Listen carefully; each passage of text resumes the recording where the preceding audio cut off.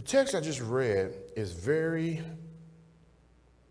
I would say, self-seeking wisdom, contrast to what is wisdom from above. It leads to a good relationship with the Lord. The whole letter of James focuses on right behavior and says little about Jesus in name.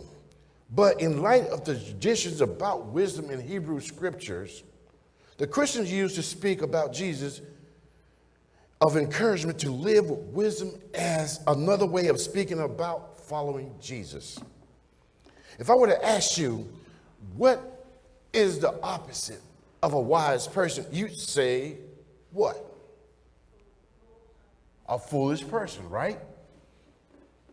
In support of that answer, you could refer to the parable that Jesus told about the 10 bridesmaids from the wedding. 5 of them brought extra oil for their lamp. 5 didn't. The wedding was delayed well into the night because the bridesmaid hadn't come and their lamps were going out. That's often called a parable of the wise and foolish virgins, or wise and foolish bridesmaids. That would illustrate your answer pretty well for all practical purposes. Being wise means knowing important things and be able to reason well about matter, while being foolish means either just not being very bright or being too lazy or careless to learn. We see that all too often. You've heard the tale, wishing somebody to die and you're the one drinking the poison. That's not very wise, but we don't want anybody to die. We want all to live, all to find the way home to the Father. So we should wish everyone well. Foolish as the opposite of wisdom is the usual ideal. But the way James speaks about wisdom and its opposite in our text goes a little bit deeper.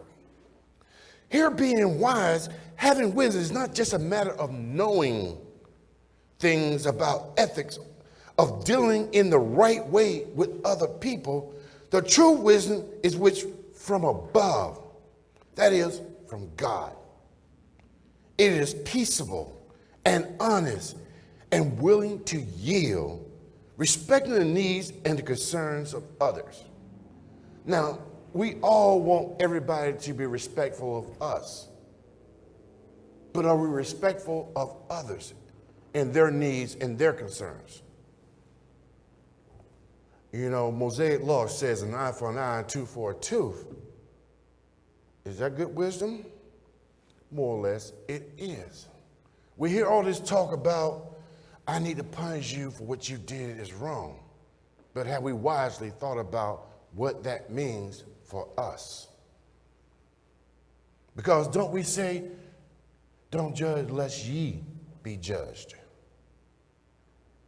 See, we have all these things and wisdom that come down from above, but do we always use it?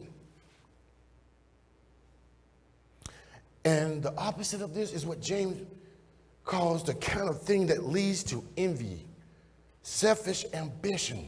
Now, what do you think he means by selfish ambition? Doesn't you think he's talking about, I always want to be right? I know what's best for everybody. Instead of saying, let's all come together and see what's the best way for all. Because your way may be right for you. Your way may be right for you. Does not mean it's right for me.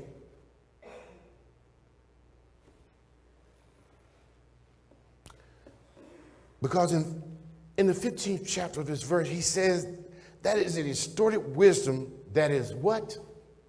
Earthly.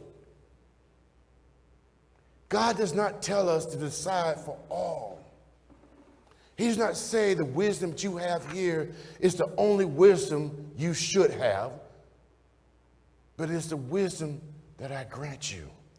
Unspiritual, devilish, because when we rely on our own wisdom, that usually gets us in trouble. It comes from below, being the opposite of wisdom that comes from above. Now, throughout this letter from James, we hear that the emphasis is on thinking and acting in the right way. So what's the right way? It's in relationship. It's what we have fought through COVID to be a community of believers, a community of relationships with each other. The letter's about Christian ethics, not Christian doctrine. Probably the verse from James that is quoted most often is, so faith by itself, if it has no work, is dead. I'm going to say it again. So faith by itself, if it has no work, is dead. See, you can have all the faith you want in the world, but if it's not active, what is it? It's dead. We go out here and preach, I'm a Christian, I'm this, I'm that. But if I don't see you, if no one sees you act on that faith, what is it? Just words. It's nothing. You see, Jesus is only mentioned twice throughout this entire verse, this letter. Then it's said about the cross or the resurrection. These features have led some people to argue that this was originally a Jewish text, that a Jewish Christian writer then made use of wisdom from above. That's just like saying they used wisdom from below, because it was their wisdom, not God's wisdom. For all the good behavior that is emphasized here, we're missing something very important if we see nothing but that. Because you see, at the very beginning of James's letter, we were issued an invitation. If any of you is lacking in wisdom, ask God, who gives to all generously and ungrudgingly, and it will be given to you. You are given this invitation from the wisdom from above, and all you have to do is ask.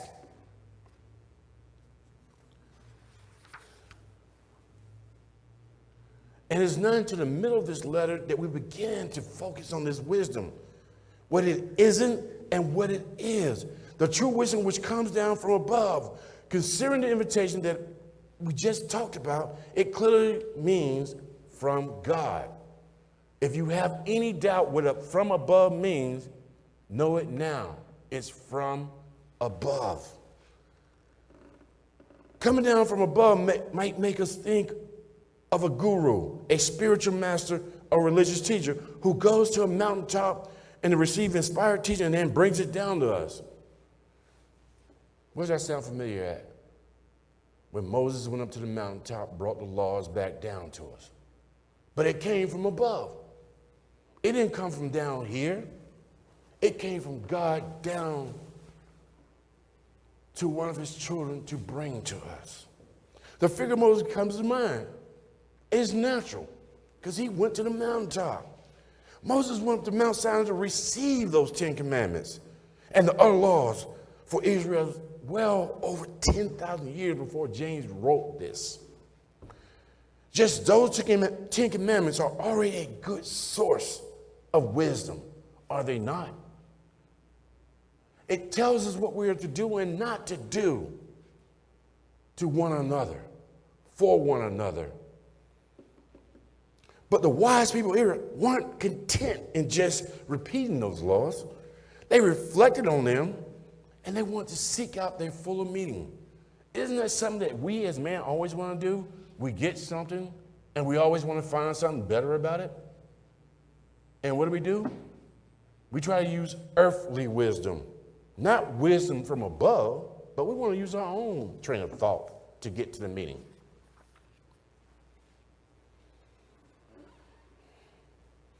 You know, there's a good deal about wisdom in the Hebrew scriptures where we find the fear of the Lord is the beginning of wisdom. Because let's face it, he is the creator. And not to fear him is foolish.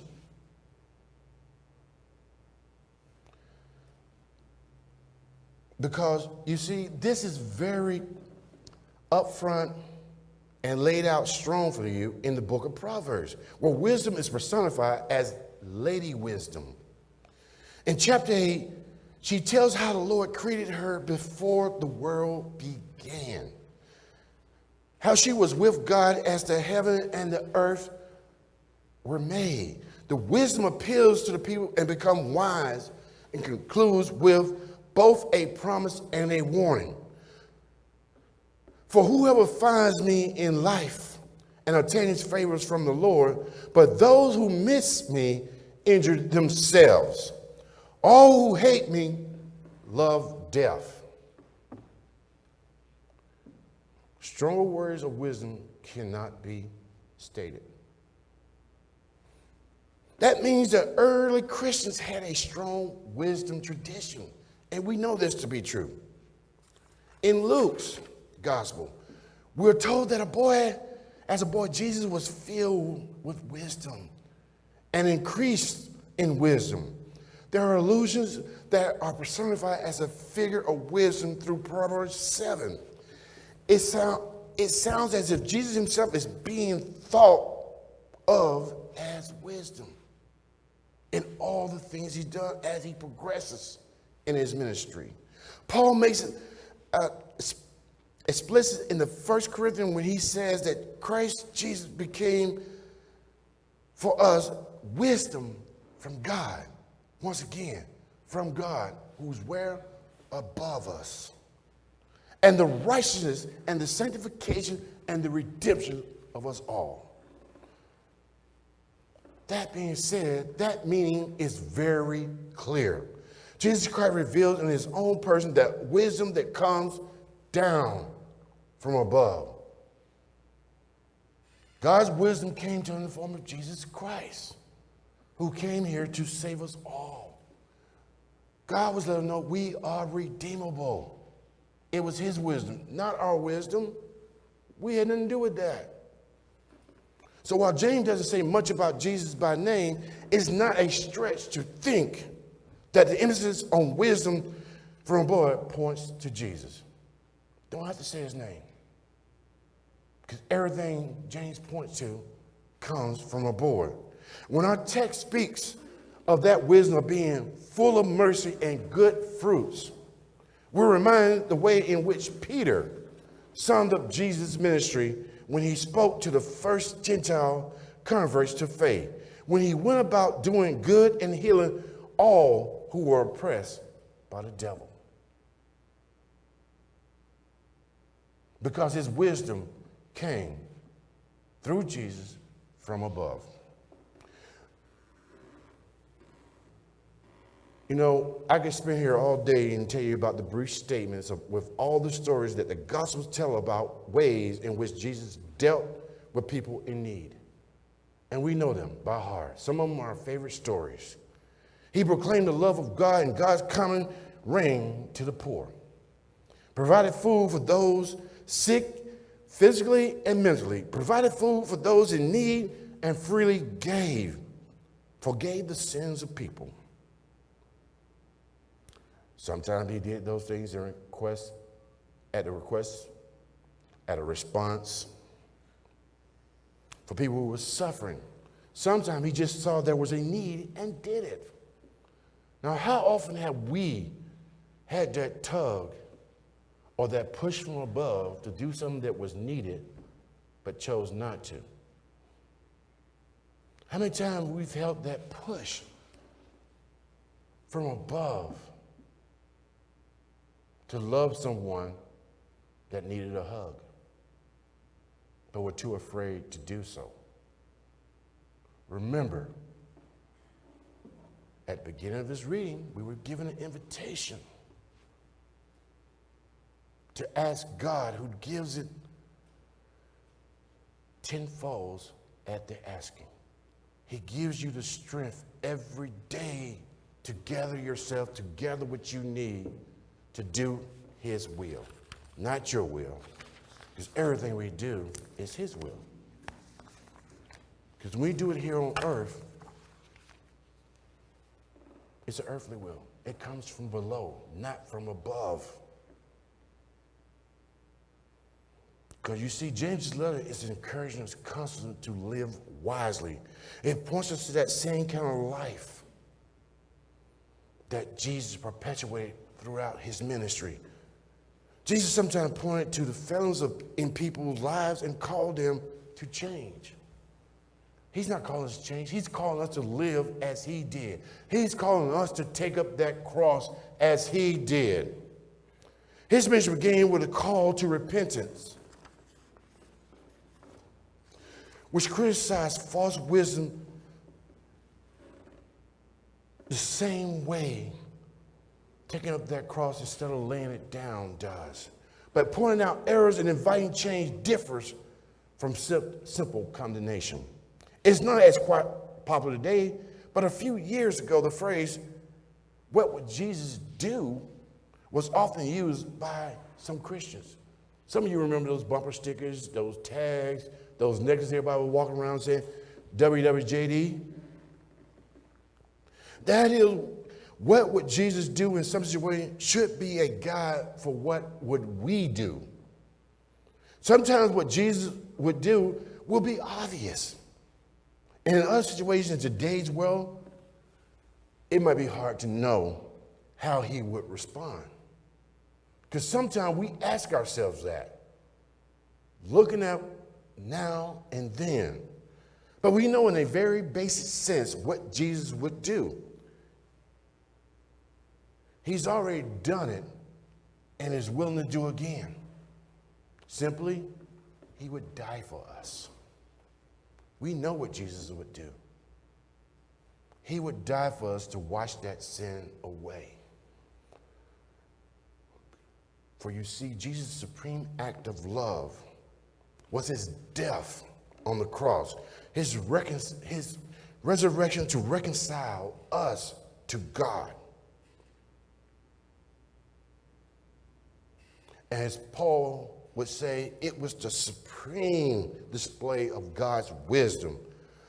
Christ, the power of God and the wisdom of God. The one who is the wisdom from on high invites us to take up the cross and follow him.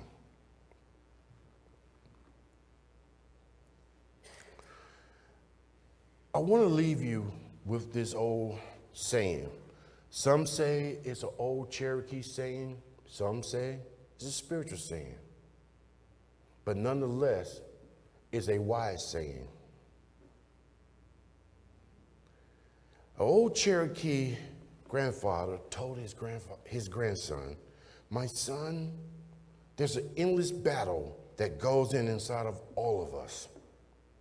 It is between two wolves." I know some of you have heard this one. One wolf is bad. It is anger, envy, regret, greed, arrogance, resentment, lies, superiority, and ego. Sound familiar? The other is good. He is joy, peace, love, hope, serenity, humility, kindness, empathy, generosity, truth, compassion, and faith. Grandson thought about it, then asked his grandfather, which wolf will win? Grandfather looked at him with a twinkle in his eye and said, "The one you feed." Which one will you feed? The one from above or the one from below? Amen.